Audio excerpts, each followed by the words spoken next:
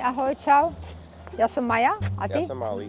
Ali, teší ma. Celá rodina, úplne super. Dobrý deň, som rád, že vás vidím. Uvidíme mesto Modra. Modra je mesto Ľudovita Štúra. Počkaj, kým nás niečo nezabije, potom uvidíme. Dobre, takže uvidíme Modru. Zastavíme sa na cintoríne, tam vám poviem o Štúrovi. Dobre. Potom odtiaľ pôjdeme smer Budmerice. Tam je taký malý kaštiel. Si pozrieme. Potom pôjdeme na Červený kameň. To je hrad. Dobré ráno. A z Červeného hradu tam si dáme piknik. Pôjdeme zase naspäť cez Modru, Pezinok a domov. Modra je veľmi, veľmi známe a staré historické mesto na území Rakúsko-Uhorska. A mesto má viac ako 800 rokov. 800 rokov už je veľa. Celé mesto. A mesto v minulosti sa volalo slovenský Oxford, pretože také malé mestečko a malo veľa škôl. A školy tu boli preto, lebo tu bolo veľa kláštorov. Kláštor je monastýr. A nachádzame sa v časti, ako ste išli autami, tak ste videli na ľavej strane, ste videli hory. To sú Malé Karpaty, takže my sme vlastne v regióne Malých Karpat. A ako je televízna väža na Kamziku, tam sa začínajú Malé Karpaty.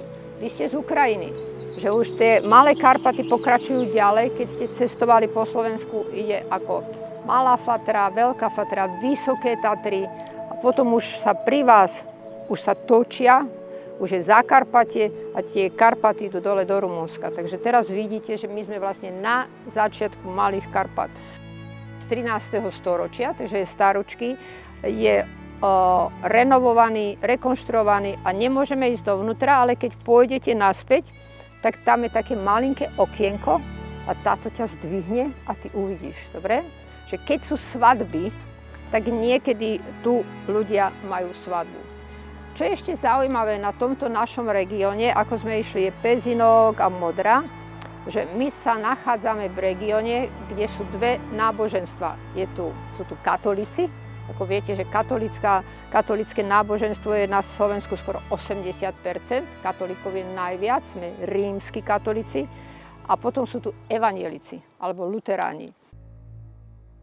A Ľudovít Štúr je otec slovenského jazyka. Takže vďaka nemu môžete hovoriť, že prečo je tá slovenčina taká ťažká, a vďaka nemu máme svoj slovenský jazyk kodifikovaný. Viete, čo znamená kodifikovať? To znamená, že prvýkrát on oficiálne ten jazyk vlastne dal na papier a v roku 1864, to znamená, že to je veľmi, veľmi dávno, konečne ten náš jazyk začal existovať ako jazyk, ale napriek tomu ešte stále neboli slovenské školy. Naše deti, alebo aj napríklad moja babka, ktorá sa narodila 1905, to už som hovorila v škole, ona sa stále učila ešte len až do roku 1918, kým skončila Prvá svetová vojna. Tu v týchto regiónoch boli len latinské školy alebo maďarské.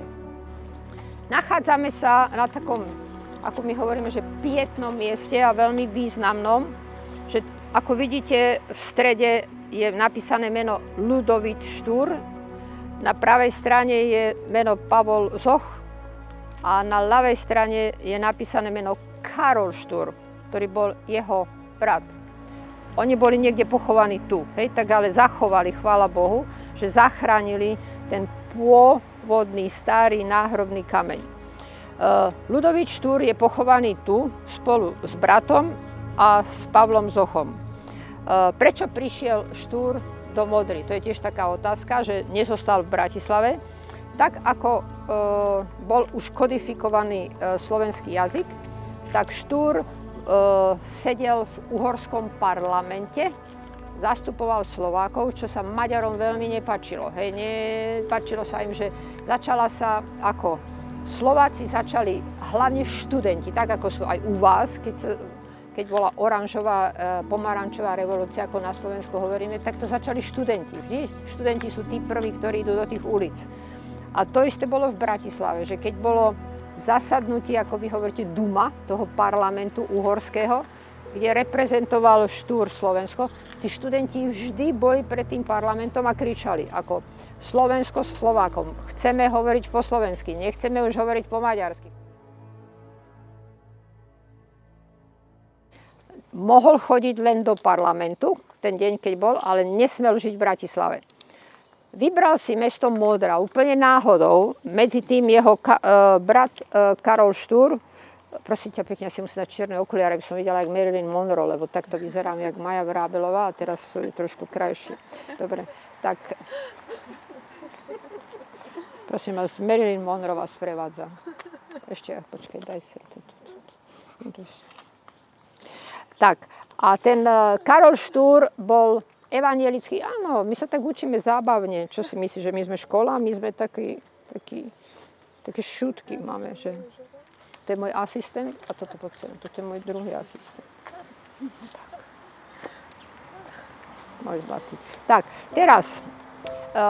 Ľudovít Štúr pochádzal z evangelickej rodiny. Ako vieme, katolíci sú jediní takí ešte dozadu, ešte žijú tých 2000 rokov, ako žil ten Kristus. Ale Ježiš Kristus hovoril, pil vodu. Nepil víno, žil skromne. Takisto v Taliansku, keď pôjdete, Assisi, žil veľmi skromne. Teraz, ako žije cirkev, aj u vás, aj u nás, tí žijú naozaj úplne iným spôsobom. Ľudovít Štúr sa narodil v rodine, ktorá mala veľa detí a jeho brat Karol bol tiež evangelický farár, bol evangelický kňaz. Pozrite sa dozadu a vidíte tú väžu, tak tam to je kostol, v ktorom on slúžil. Tam slúžil ako kňaz. Mal tiež, neviem koľko, myslím, že 4 alebo 5 detí a bol mladý a zomrel. Ochorel a v tom čase neboli zase až tak lieky a tak ochorel a zomrel. Jeho žena zostala sama a keď Štúr dostal zákaz, že nesmie byť v Bratislave, tak prišiel do Modry ako pomáhať v svojej švagrine, vlastne manželke svojho brata s výchovou detí. Takže tu za ním chodili študenti a tu sa stalo tiež nešťastie. To bol január, už si teraz nepamätám presne ktorý rok, ale Ľudovít Štúr, keď zomrel, mal len 41 rokov. Keď chodíte na hrad Devín, boli ste na hrade Devín niekedy, ako je pri Bratislave, tak tam tiež môžete počúvať o tom, že Ľudovít Štúr a jeho skupina okolo, to sa budete učiť v škole, sa volajú Štúrovci, tak oni, vidíš tam, múdry chlapec, tam bol aj Zoch, tam bol ešte Janko Král, máme sad Janka Krála v Petržalke, tak oni sa volali Štúrovci a oni začali písať tou štúrovou slovenčinou. Že keď ju budete čítať, tak tá slovenčina je taká, ako trošku pre vás bude nezrozumiteľná. Aj naše deti majú problémy ju čítať. Hovoríme, že je to archaická slovenčina, tá stará. A ešte Ľudovít Štúr nemal tvrdé i. A nemal ani len mäkké i, čo bolo super. Až potom po ňom prišiel taký nejaký pán, ktorý sa volá, že Halanda. A ten, predstav si, ten ti vymyslel, že budeme mať aj Y. Takže netreba nadávať na Ľudovíta Štúra, on nemal ešte tvrdé i, ale mal len mäkké i, dobre? Že bol tu veľký pohreb a vždy, keď je ten deň pohrebu, tak prichádzajú sem mladí ľudia, on bol pochovávaný v bielej truhle, vieme, čo je truhla, hej? Pretože keď zomrie mladý človek, a preto sa vrátim k tej žene, tej mladej, ktorá je nad jeho hrobom, keď zomierajú mladí muži, mladí chlapci, ktorí nemajú ženu, neboli ženatí, nemajú deti, tak obyčajne sú pochovávaní v bielej truhle. Za nimi idú dievčatá, ktoré tiež majú biele šaty ako nevesty. Taká je tradícia, bola a ešte je. A keď sa postavil nový pomník, tak nad ním stojí dievča, ktorá je panna, a drží v rukách, to sa volá ratolesť, to sú kvety. Takže to je celá tá história okolo jeho pomníka. 1914-1918 tí chlapci museli ísť bojovať do Talianska a tam boli najťažšie boje počas prvej svetovej vojny. A prakticky, poviem, odišlo 1000 chlapcov alebo 1000 mužov a vrátili sa 20. Že je aj tiež je veľa poézie takej smutnej o tom. Pavol Orsak Hviezdoslav, to je náš najväčší básnik. Tí, ktorí poznáte Bratislavu, viete, kde je Národné divadlo, hej? Celé to námestie, ako ideme, tu je americká ambasáda a pred ňou je hotel Carlton. A tam je veľká socha. Tam tak sedí, taký, tam fontána. Takže to je on. Pavol Orsak Hviezdoslav bol náš najväčší básnik a on písal tiež o týchto chlapcoch, ktorí zomreli na Piave, P-I-A-V-A sa volalo to miesto v Taliansku, kde on píše, že v potokoch netiekla voda, ale tiekla krv slovenských chlapcov a ostatných chlapcov. Takže na pamiatku týchto chlapcov je to tu. Čo je ešte zaujímavé? Čo tam hore vidíte? Vy ste múdri. Vidíte 3 kopce a je to, čo je to? Slovenský znak. Hej, to je slovenský znak, ktorý zostal dodnes. Je zaujímavé, že aj počas komunistov. My sme boli socialistická krajina, ale našťastie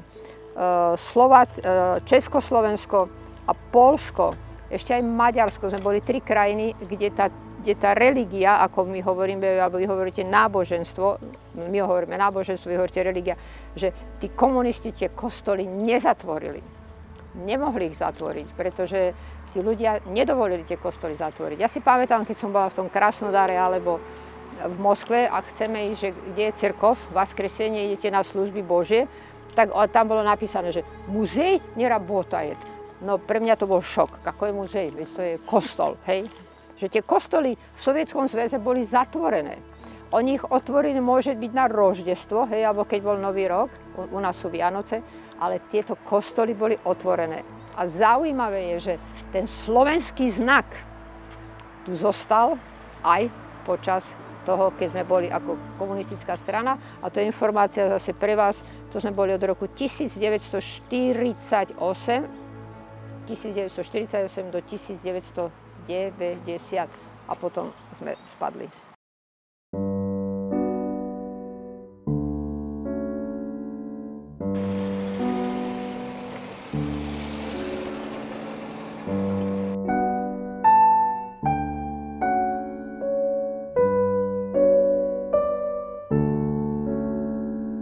To je súd.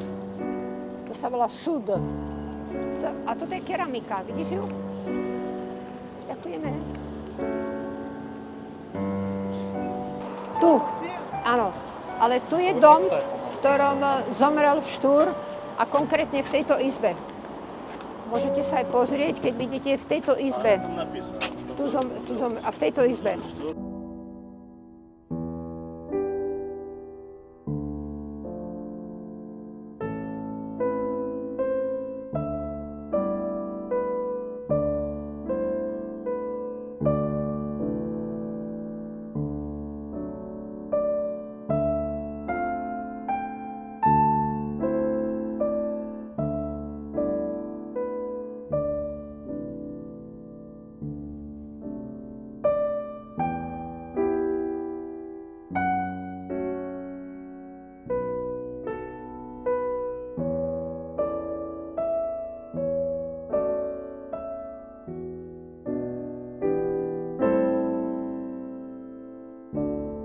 Так, когда есть студенты, всегда я прихожу, и сейчас он мне сказал, ну, новая группа, новые люди.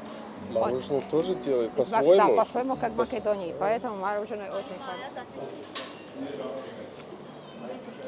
Je pekná zmrzlina. Svieža, chutná, no super zmrzlina. Všetko fajn? Všetko skvelé. Cheesecake, taký s malinou a pistáciou. Je taký chutný, taký jahodový. Nie, na cintorín. Áno, áno, my ste šťastní, my môžeme byť na cintoríne a potom skúsiť zamrzlinu. Áno. Všetko dobré? Všetko дуже добре. Вельми добре. Dovidenia. Ahoj! Ahoj, prosím ťa, čo je to? Aký havinko? To je kríženec francúzskeho buldočka s niečím. Bože, ten je krásny. Koľko Neviem má? ešte. 6 týždňov? Mesiac? 2 mesiace. Bože, oče, ty si krásny. Ohohohoho.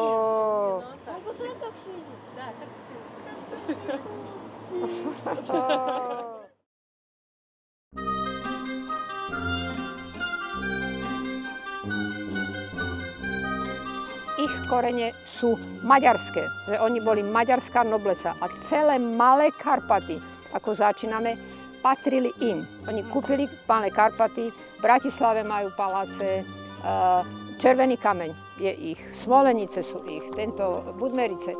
Ale Pálffy ako rodina boli veľmi, veľmi normálni ľudia. Ľudia ich mali radi, pretože dávali im prácu. Keď pracovali na ich poliach, tak oni im zaplatili. Keď išli zobrať drevo z lesa, tak im tiež zaplatili. Oni neboli takí, že vy rabotajete a my vám peniaze nedáme. A prečo je tento kaštiel?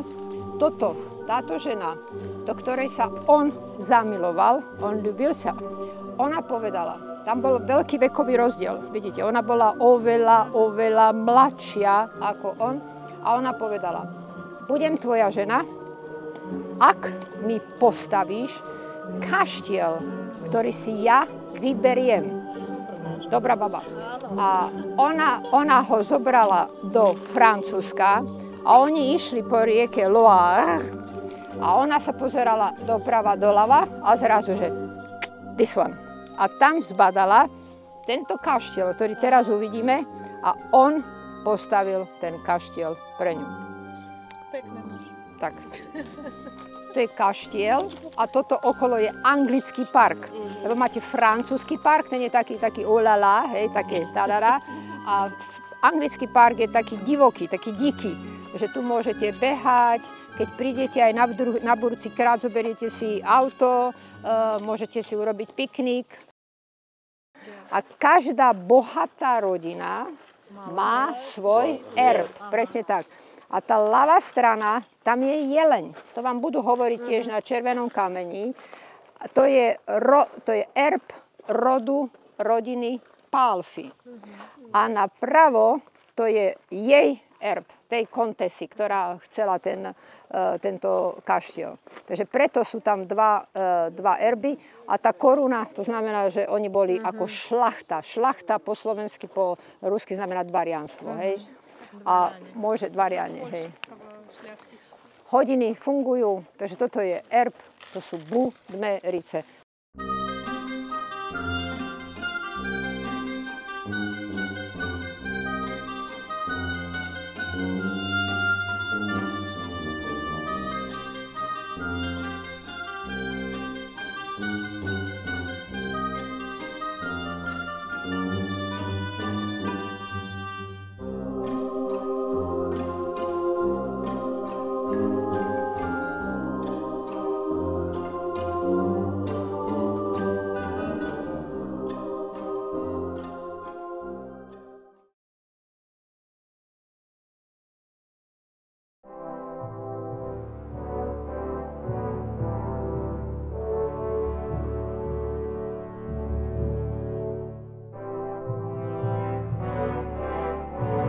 Sme na Červenom kameni.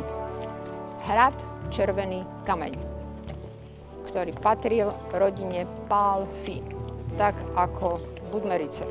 Vidíš, aký je rozdiel medzi anglickým parkom a francúzsky park. Toto je francúzsky park, to je také olala a tam Budmerice to bolo také, že živé. Niekto sa pýtal na kone. Tam toto, čo vidíte, je to nízke domy, plus tu je taký dlhý dom.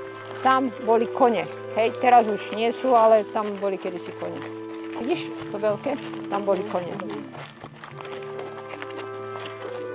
Môj dedo mal kone a on pracoval tu. Áno, pracoval až do roku 1948. Sokol. A ten človek, ktorý ho drží, je sokoliar. Sokoliar. A to, čo oni robia, to sa volá sokoliarstvo. Vidíš? Sokoliarstvo. Sokol bol pomocníkom Áno, presne tak. na ochotu. Na polovanie. Áno. Polovať. Hej, polovať, hej. Polovať je achota, hej. A tu, keď oni mali večere, alebo boli, vieš, také veľa ľudí prišlo, tak oni išli polovať, alebo jelene, alebo daniele, alebo zajace a potom to robili, títo ich kuchári, pripravili večeru z toho. Rodina Palfi mala ten zámok možno od 17. storočia, ale ten zámok je starší. Predtým oni to kúpili od druhej rodiny. Jeleň, a to druhé je druhá rodina, ktorá tu žila. A teraz počkajte, rýchlo vám poviem históriu, že prečo rodina Palfi má erb jelenia, ktorý má zadné nohy v kolese. Oni sa vracali z nejakej návštevy a bola búrka.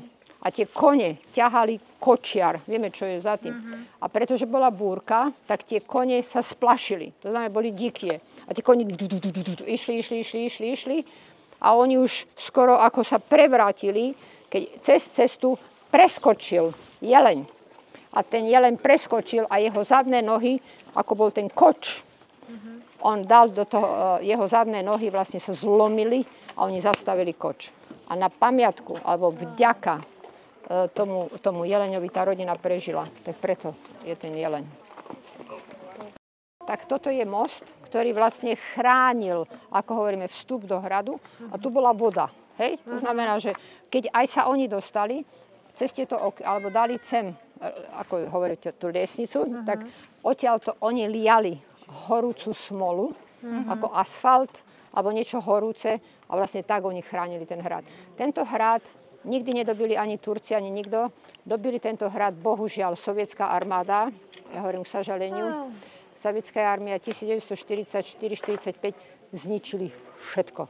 Ako videli vázy, nábytok, proste strieľali všetko. Áno, nech sa páči. A potom už ten hrad, uvidíte, teraz ideme zistiť, dobre? Rozumieme zistiť? Zistiť, uznať. Ideme zistiť, kedy môžeme vstúpiť do hradu.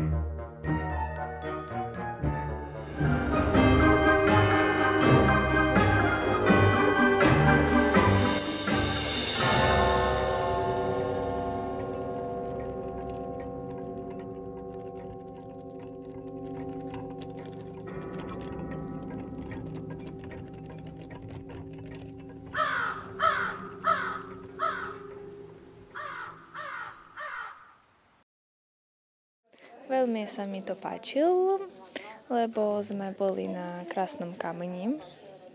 Teraz sme tu. A predtým sme boli ešte niekde v Modre, na nejakom cintoríne a jedli sme tam ešte zmrzlinu. Už potom v mieste. A na cintoríne kto? Štúr, Ľudovít Štúr tam je teraz, bol. Teraz sme na takom terase, terasou. No také, prikольné. To je všetko, čo môžem povedať. Дякуємо, вельми пекно. Як вам той виліт? Можете вирізати заново. Вельми добре, ми páči všetko. Mne sa veľmi páči tento výlet, ale chcem domov, ale stále je tu veľmi dobré, je tu veľmi pekne. Ďakujem pani Maja, ďakujem všetkým za ten výlet, všetko sa mi páčilo.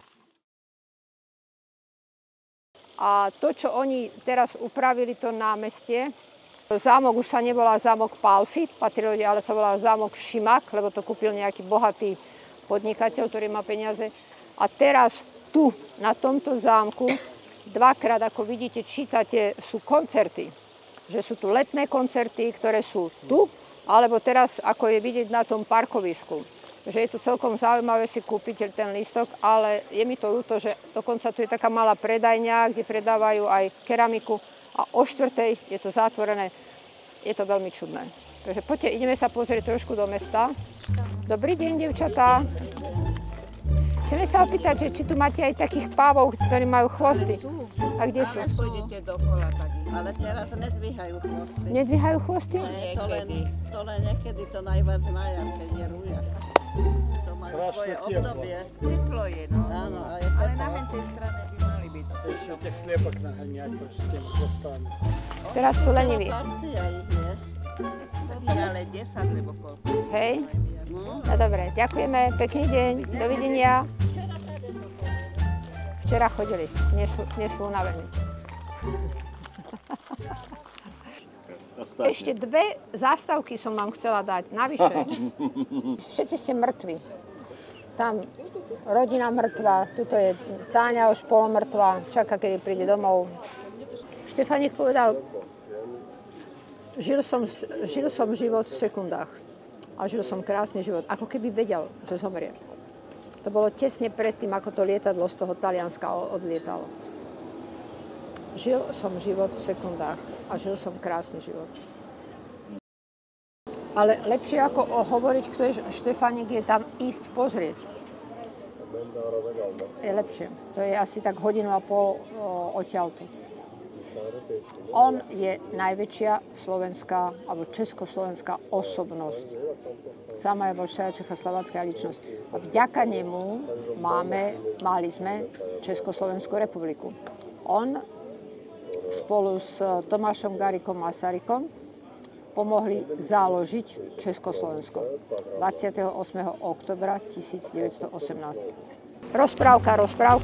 Rozprávka sa skončila. Že myslím, že dnešný deň, aspoň dúfam, pre vás bola taká rozprávka, skázka. Videli ste veľkú časť Malokarpatského kraja, ale aj tak ste nevideli všetko, lebo som chcela pre vás ešte viac pripraviť, ale vidím, že vy ste ako také lekvári. Videli ste čo len kúsok modrý, čo sme videli, Budmerice. Videli sme Červený kameň. Červený kameň bol veľmi únavný, utamiteľný, pretože tam ste boli takmer 90 minút vnútri a tie schody hore-dole. No a teraz sme v Pezinku. Pezinok je zaujímavé mesto, je to historické mesto, je to okresné mesto, ale tiež ešte okolo je veľa vecí, ktoré môžeme vidieť druhýkrát. Takže ja ďakujem všetkým, ktorí ste prišli a vydržali sme. Ďakujem. A prajem vám mať ešte viac energie, jak ви її máte. Prajem vám pekný večer. Ďakujem.